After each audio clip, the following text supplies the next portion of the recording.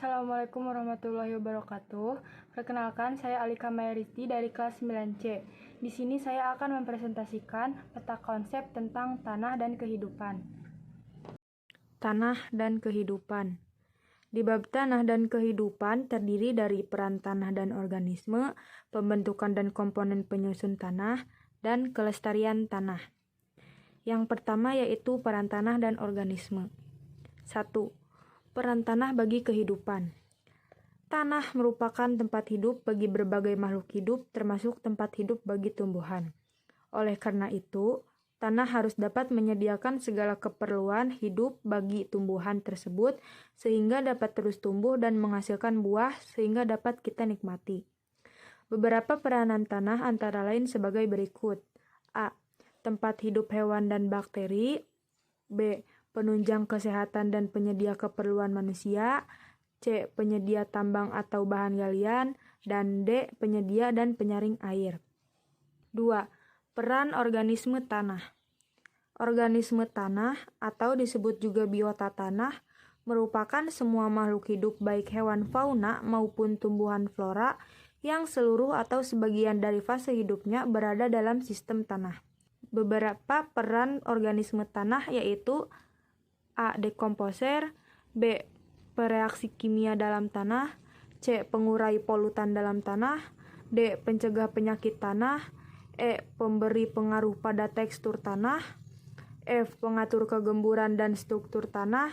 Dan G. Struktur tanah dan kegemburan tanah saling memiliki keterkaitan. Yang kedua yaitu pembentukan dan komponen penyusun tanah. 1. Proses pembentukan tanah.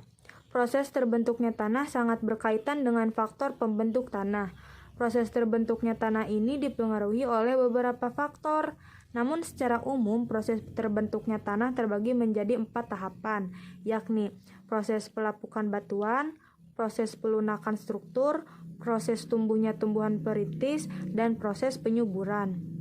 2. Komponen tanah. Tanah merupakan salah satu hasil dari pelapukan batuan. Adapun komponen tanah meliputi berikut, yaitu A. Mineral, B. Air, C. Udara, D. Batuan, E. Humus, dan F. Bahan organik. 3. Jenis-jenis tanah.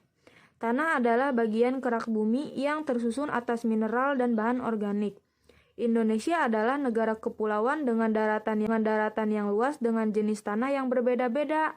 Berikut adalah jenis-jenis tanah yang ada di wilayah Indonesia yaitu A. Tanah humus, B. Tanah pasir, C. Tanah alufal atau tanah endapan, D. Tanah podzolit, E. Tanah vulkanik atau tanah gunung berapi, F. Tanah laterit, G. Tanah mediran atau tanah kapur, H. Tanah gambut atau tanah orgonosol. 4. Lapisan tanah.